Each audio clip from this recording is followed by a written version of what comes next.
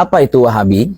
Video ini saya dedikasikan untuk kawan-kawan yang punya nalar sehat untuk berpikir serta emosional stabil untuk bertindak. Dan ini adalah video singkat sesuai durasi normal TikTok dan IG sehingga konten saya ringkas tanpa menyampingkan pertanggungjawaban ilmiah.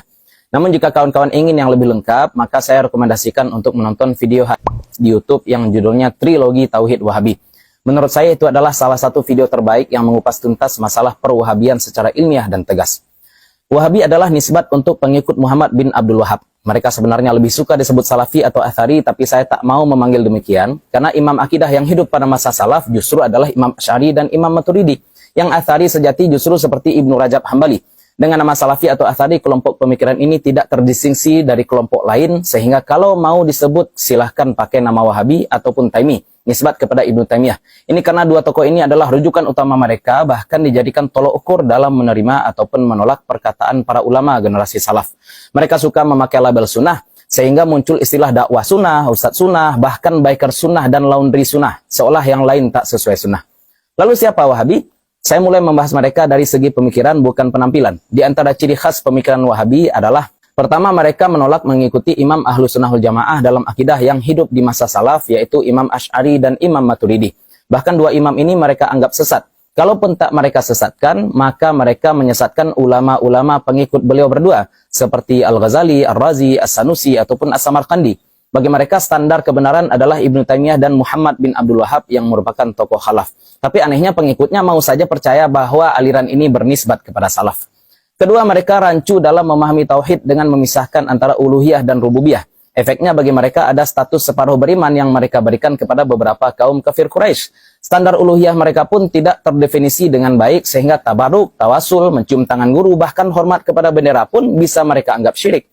Padahal banyak dalil tawasul dan tabaruk. Misalkan Nabi Zakaria tabaruk dengan mihrab Siti Maryam dan Nabi Yakub bertabaruk dengan gamis Nabi Yusuf. Ketiga, menolak tafwid dan takwil sebagai metode untuk memahami ayat-ayat mutasyabihat. Mereka justru memakai metode itsbat atau menetapkan makna yang muncul dalam pikiran terkait sifat-sifat Allah, termasuk ayat-ayat yang menggunakan redaksi fisikal. Efeknya mereka jatuh kepada paham tajsim, mujassimah, yaitu pemikiran menjasmanikan Allah, menganggap Allah berfisik dan berorgan, atau yang bisa juga disebut antropomorfisme. Paling parah, salah satu ustadz mereka yang berinisial FA menyatakan bahwa bentuk Nabi Adam itu seperti Allah. Keempat, mereka menafikan atau menyampingkan peran nalar untuk memahami syariat. Pun juga banyak kerancuan mustalahat dan definisi dalam ajaran mereka seperti pengertian sunnah dan bid'ah, ibadah dan adat, wayat dan wasilah. Efeknya fatwa fikih mereka terkesan tidak konsisten. Misalkan ulang tahun haram tapi hari ulang tahun negara boleh. Tasbih haram tapi mikrofon halal. Ditambah pula mereka terkesan menolak mazhab mu'tabar yang 4 dan memilih langsung kembali kepada Quran dan sunnah tanpa perangkat ijtihad yang memadai. Sehingga mereka menciptakan hukum-hukum yang ganjil seperti tai kucing tidak najis, rukun wudhu cuma 2, ataupun onani tidak membatalkan puasa. Akibat tidak mempelajari fikih dengan benar, hukum taklif versi mereka juga cuma 2, bid'ah dan sunnah. Padahal hukum taklif itu ada 5. Mereka juga getol melayangkan tuduhan bid'ah untuk amal yang menurut mereka tak ada dalilnya. Maulid bid'ah, usali bid'ah, padahal dalilnya ada, mereka saja yang tak tahu.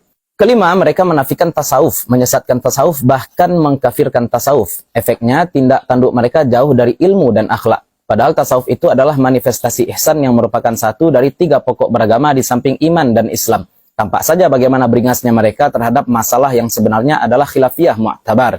Satu lagi yang barangkali juga perlu disampaikan bahwa Wahabi suka memproklamirkan diri sebagai representasi satu-satunya terhadap Al-Quran dan Sunnah. Sehingga siapapun yang mengkritik mereka dianggap melawan Allah dan Rasulnya. Padahal yang dikritik bukanlah dalil, tapi pemahaman rancu mereka terhadap dalil. Ini dari sisi pemikiran. Di video selanjutnya akan saya bahas ciri khas Wahabi dari segi pilihan sikap dan pergerakan. Adakah ciri Wahabi yang lain dari sisi pemikiran? Silahkan tambahkan di kolom komentar. Saya sengaja tak sebut nama di video ini sebab fokus saya adalah kritik pemikiran bukan perorangan. Orang bisa bertaubat, namun pemikiran sesat tetaplah sesat sampai kapan.